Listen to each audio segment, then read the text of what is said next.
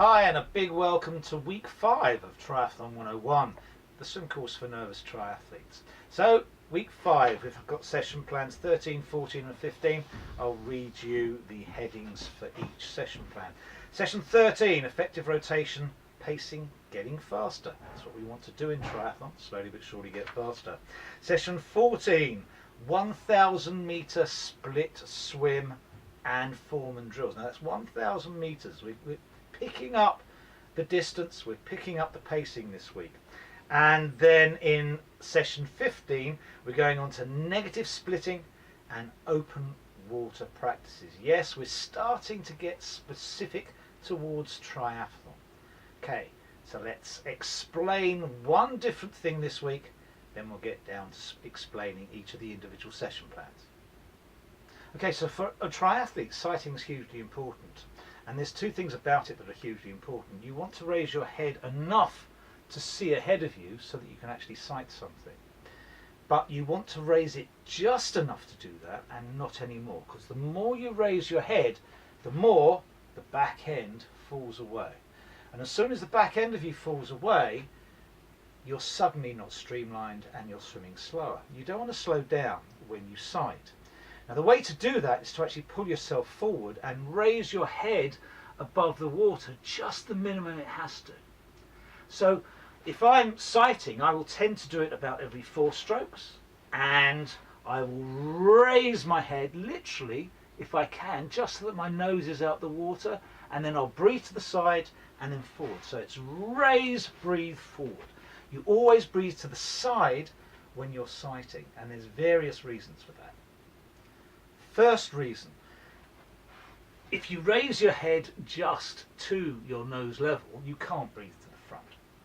Clearly, if you breathe to the front, you've got to have your mouth out of the water and your nose out the water, and that means you're raising your head higher. Raise your head higher, remember, back end dips down. Secondly, if you breathe to the front, it's often the case that someone's in front of you. Now, if someone's in front of you, they're kicking in front of you. If they're kicking in front of you, they're kicking just all the water into your face. And if they're kicking it into your face, you are going to have to either raise yourself up really high, or you're going to, if you're taking a breath out front, you're going to take in their water. There's a chance you're going to choke yourself if you breathe forward. So, breathe sideways all the time. I'll show you from the side. And you will find that trough appears that you can breathe in, and it doesn't matter if someone's kicking in front of you. So please just raise your head to your nose level, look ahead of you, see what you can see, turn to the side. If in open water you happen to miss something one time, then just look again. Don't raise your head higher, you'll just slow yourself down. Okay, so to give you an idea of what it's like to sight when you're swimming and breathe to the side, we're just going to show you this, which is from a head cam, a GoPro head cam that I had on for an open water swim. Let's just start that.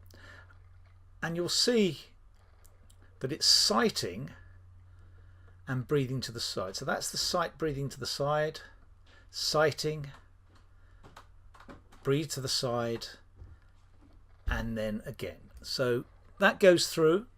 You can see every time I sight, I breathe to the side, and it's important, yeah, that you're still stroking well, and then breathe to the side. Now remember, the GoPro here is on the top of my head. So if the GoPro is on the top of my head, yeah, it's slightly higher than it would be where my eyes would be. So you can see it's forward side, then breathe. So it's quite a quick thing, and hopefully this will help you get what I mean when it's look forward, breathe to the side.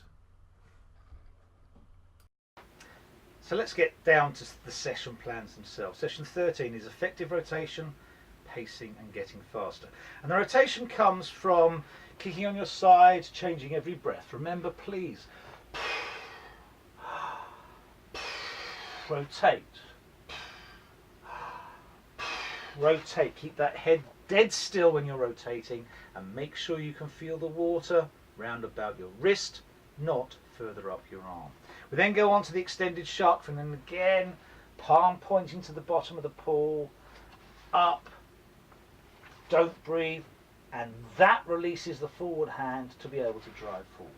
Exceptionally important. That's what we're trying with the balance and rotation. We're then doing single arm with pull buoy, changing by length. Touch your hip before you breathe. We're trying to get that in addition to the shark fin to help you breathe in the right place. And then finger drag, keeping the leading hand on the surface until you pass that shoulder, and then release it, release it, release it. And if you want, you can just look at the 1500 meters of the recent World Championships in Budapest, look at their strokes, see when they release that leading hand, and you'll get really good swimmers doing a near catch-up, which is what we want you to do at most times. The main set for that first session are 17 times 50 meters, done at varying times. We have 4 at 1 minute 25, then we have 4 at 120, 3 at 115, 3 at 110 and 3 at 105. But what happens with this is you're trying to keep the time of the rest even at about 10 seconds every single 50. So you'll have 4 at one pace, 4 at another, then 3, 3, 3. And you're trying to keep that 10 seconds. So it's all about pacing, judging the pace you're swimming at, so that you can, in a race, know, hang on a second, this is the pace I wanted, that's how I'm swimming. Hugely important to long distance swimmers, and especially triathletes. So that's this session, and you really need, if you can, after the first one or two, you should be able to judge your pace much better. That's what that session's all about. Okay, on to session 14, a split 1,000 meter swim. Now for some of you, that might sound daunting. They are on tighter times than perhaps we've run. We've got 4 50s on 115, 3 100s on 220, 1 200 on 4 minutes 30 and 1 300 off 7 minutes. That totals 1,000 meters.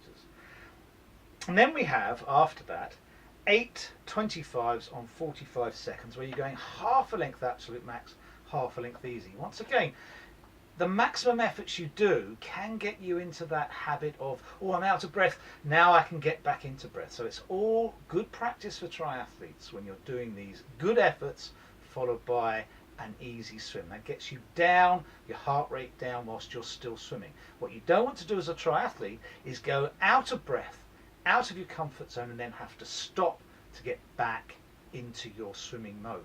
You want to be able to do that whilst you're still swimming, and know mentally, done this before, just ease it down, get back into my pace. That's what it's all about. So there's session 14, where you're going to do that split swim, and let's get a little bit uncomfortable. Okay, so now we're on to the last swim of the week, session 15, where we're doing negative splitting and those open water practices that we described earlier. Now the main set here is twice through 1 100, 1 125, 1 150 and 1 175. And in all of those, the first 3 lengths are steady, and then you try and pick it up and actually finish hard. So it's 3 and 1, 3 and 2, 3 and 3, 3 and 4.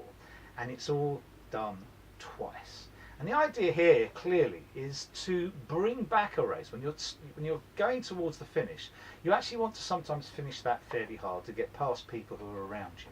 And the ability to do that, negative split, is always good for any swimmer or triathlete, or should I say long distance swimmer or triathlete. So there you go. We then go on to those 6 25s at 45 seconds, where you are sighting every 4 strokes.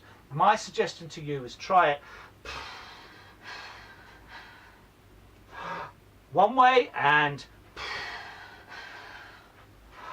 the other way as well. So one direction perhaps sight to the right, other direction sight to the left. See how you like it, see how you can just get used to sighting to both sides. Because sometimes, especially if you're swimming in the sea, you might have to breathe to a particular side. And if you haven't practiced that beforehand, you can just get a little bit confused and it won't necessarily work for you. And we want everything within this course, once you've finished it, to actually work for you as well as it can. Okay, that's the end of week 5. We're past halfway. That is a 2,300 meter session. That's your longest session so far. And we're always going forward, we're always going upwards. Hopefully you've enjoyed this week. See you next week. Keep up.